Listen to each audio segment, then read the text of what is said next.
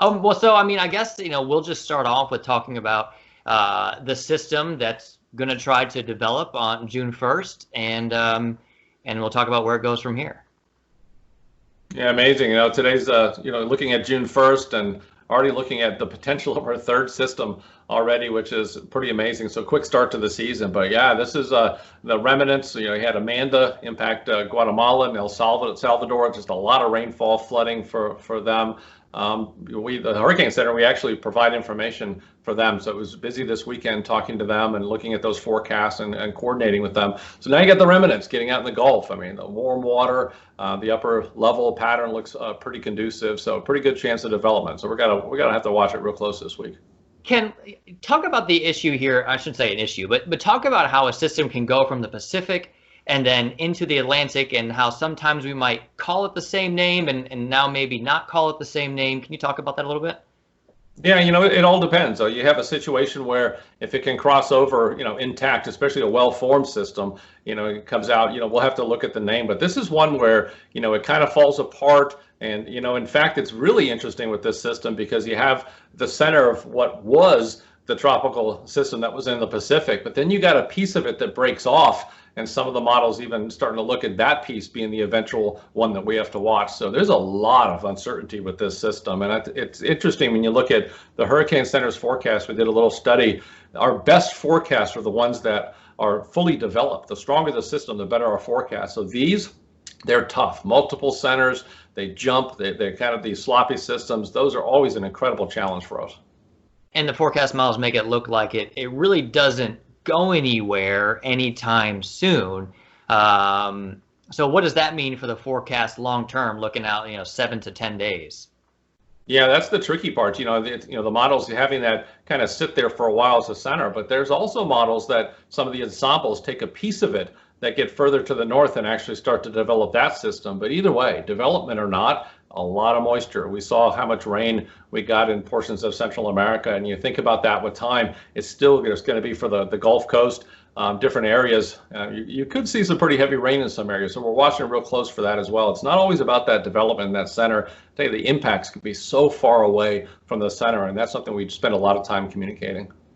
Let me talk, or have you talk a little bit about hypothetically, if it does go into the Western Gulf, be that in 3-4 days or maybe not until next week, and what could that mean for areas like Texas or Louisiana going through the next several days? Yeah, I think the big thing along the Gulf Coast, you get Louisiana and Texas, a system like this, development or not, just, I always look at the moisture, and then you start looking at how much rainfall some areas. It's just a reminder again to that season, these tropical systems, it's not just about that wind, it's the water. And the Texas coast, Louisiana coast, those states, you're not at all a stranger to the impacts of that heavy rain and the flooding. We've seen that so much. That's something gets into our preparedness plans. You start thinking about that as we go into the season. So that's what we'll be keeping an eye on, what the center is, how far away some of that convection is, and where those rain bands are going to be. That's something we focus on quite a bit with any one of these tropical systems. What about here on the East Coast, or rather the eastern part of the Gulf of Mexico here in Tampa, along the whole eastern Gulf of Mexico? While it doesn't look like it's going to come here, could we see some maybe indirect impacts? Yeah, you always see these, especially with these weaker systems, they tend to be really large. So yeah, I mean, you could see portions of the Gulf of Mexico could see some rain chances, that sort of thing. But I think the big reminder here is, wow, June. We're beginning of June. We're working on our third system. The forecast, I've got it right here on the screen. Just it stares at me for a busy season. What a reminder! I think the thing we got to think about is it's time to get the plans ready. I mean, we're just starting the hurricane season. We're going to be an active season. Let's plan early. Avoid the rush. Let's lower the stress. I think that's what my message is for folks in Florida. Let's start thinking about it. The season's here. It's upon us. We can't stop it. It's time to be prepared.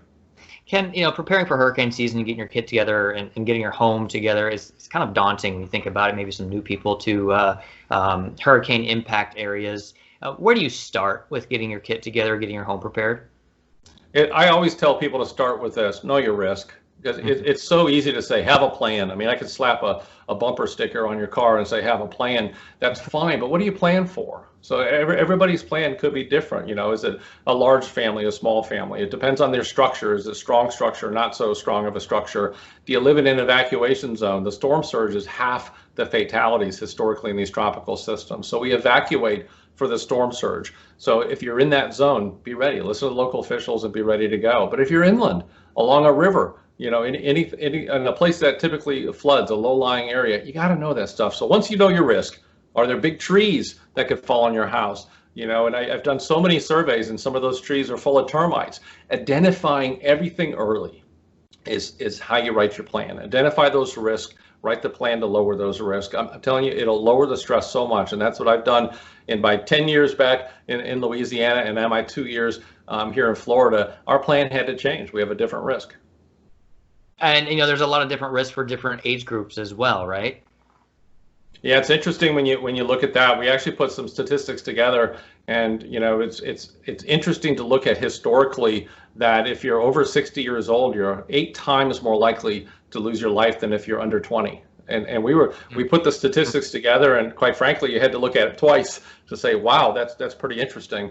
And the reason is because we got to take care of anybody that's vulnerable, your vulnerable population, you know, not just with age, but, you know, if you're in a structure that may not survive a hurricane, anybody that's vulnerable, that's what you got to plan for, and that's what you got to consider. It's about one of the hurricane awareness weekdays is take care of your neighbor, and I can't stress that enough. You know those folks, help them out, talk to them. If they don't have a plan, help them out. You know, it's good to talk to everybody about hurricane season. Ken, we've got a pandemic going on right now, and just when we thought that it looked like things were waning a little bit, looks like there might be, you know, more cases. How do we prepare for hurricane season in the midst of a pandemic? Well, a couple things. I mean, at the earliest, knowing your risk and that sort of thing, and writing the plan, that for the most part is pretty similar. I mean, that hasn't changed that much. You may want to add some things in your kit.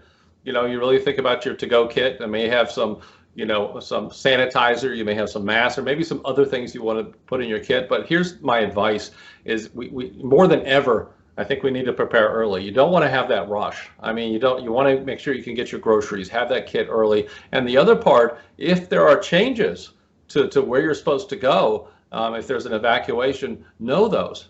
It's hard for me to speak to them because every place is so different. So look to your local community, the states and the counties, your local emergency management. They're working these things, and they're an incredible partner of ours. So listen to the local officials. They're working these. Get that information early in case you have to adapt your plan a little bit.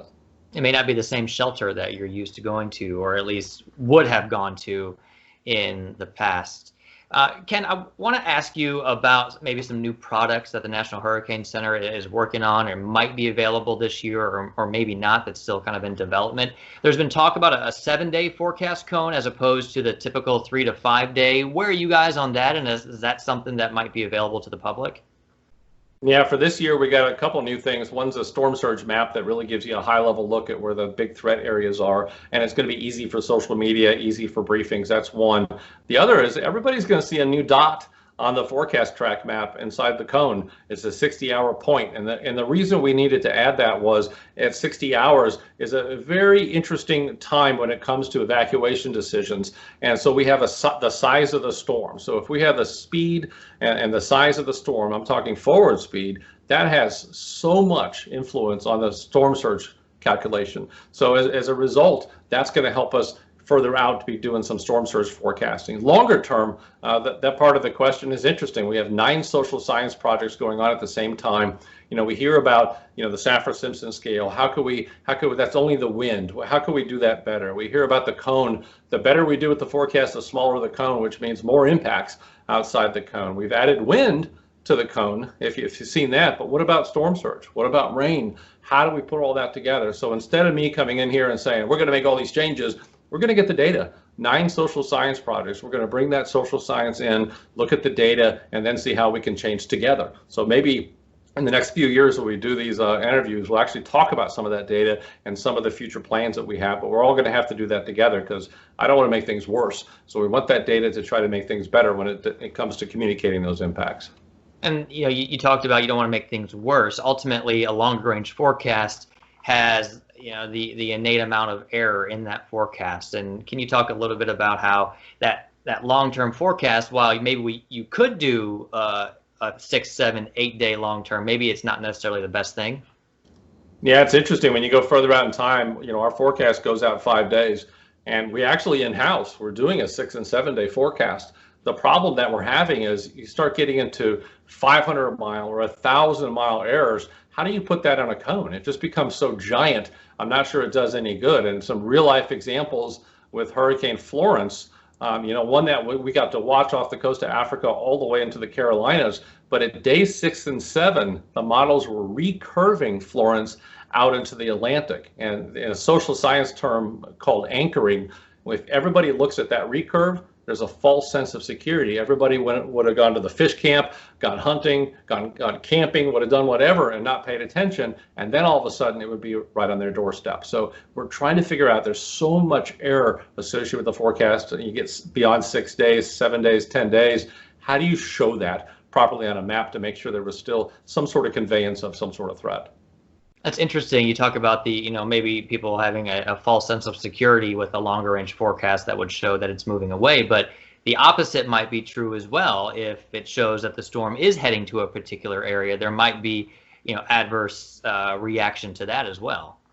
Yeah, it's interesting. I look back in my career. I go back, if I look back 20 years, all the model data, you had to enter in a secret password to go look at all the model data on a map, the spaghetti plots. Now it's on our phones, and it's a fascinating thing that based on personality type, people will actually pick the line of their choice. So those that are say, well, they don't come here, will find the line that turns, but others will find the line that hits them, even if it's a model that we're not putting a lot of stock into. We're not really looking at that one, but they're going to find that one, and it increases the stress. So looking at those spaghetti plots further out, it can increase the stress, give a false sense of security, or if you keep ramping up for every time one of those models gets you, it's going to be a long, tiring hurricane season. Ultimately, it's the forecast from the National Hurricane Center, and all of the professionals. You guys put a lot of work into it. You're taking all that data and you're making your best estimation of what will happen. Yeah, you look at those the model tracks and the spaghetti plots. It's interesting. We don't look at 1 or 2 lines. Each one of those models have ensembles, which means one line we actually could look at 60 variations of that line. We're taking hundreds of those and putting it in to our calculations. And if you go back in history, 2019 all the way back through history, the hurricane centers right here at the National Hurricane Center, the human forecaster has beat the models every single season. So we have the official forecast. We go out 5 days. We're working to go further out in time, but we got to be able to ramp up pretty quickly within those five days. The hurricanes don't care about your timelines. It's one of those things that you might have a Florence and you got 10 days, but you might have a Michael and you only got maybe 3 or 4 days to prepare. Yep, it's all about preparation, and whether the forecast is accurate or not, we got to be ready for it because it's going to come. Yeah, absolutely. That's one of the sayings I always like to talk about. There could be one storm on Earth. If it hits you, it's a busy season. So you have to prepare as if you're going to be hit every single year. Absolutely. Ken, thank you so much as always.